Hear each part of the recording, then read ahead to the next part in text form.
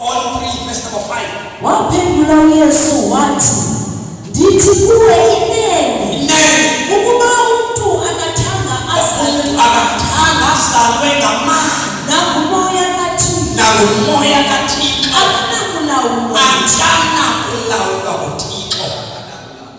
Tu uThixo akalawuli bonke abantu, ilawula abazeleyo.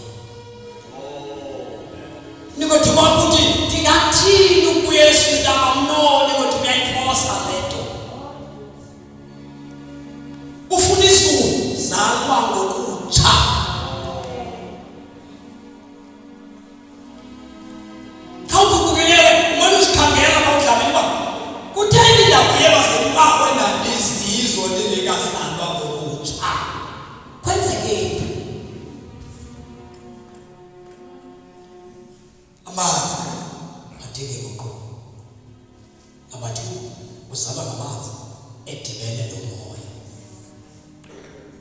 Holy Spirit utike kuqo. Abantu bathi they say ndinomoya ngcwele.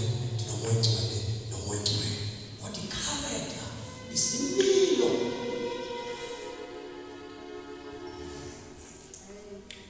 Now ukuqoka kwemali kwenza bazama baphile kakuhle. Wonke lapha xa igugile akekho kahle komnye.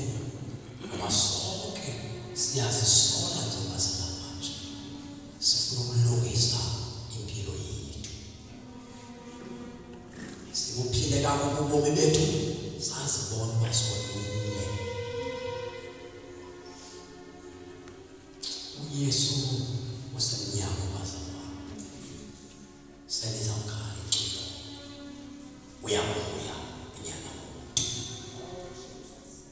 izinto ezenzeka ngaphandle ukuhlakanwa kwemandla nezinto ezenziwa ngaphandle ziyachaza usemnyama. Uyawufuna njani? Uyawufuna maybe injani foundation yakho. Indoda ezaziyo ayiqhubeki ithi makhe bethelela umakhe esithi ingxaki khona. Yes.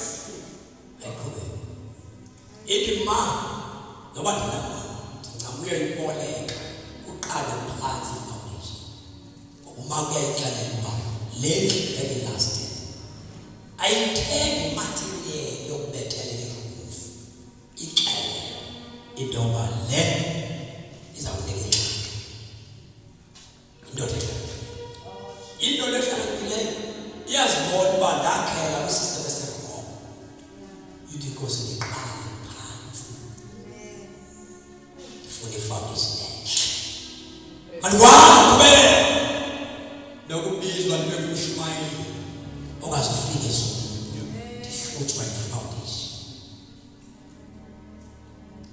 Kuyakusizakala ukuba sosa bonke abantu ndisale ndilahla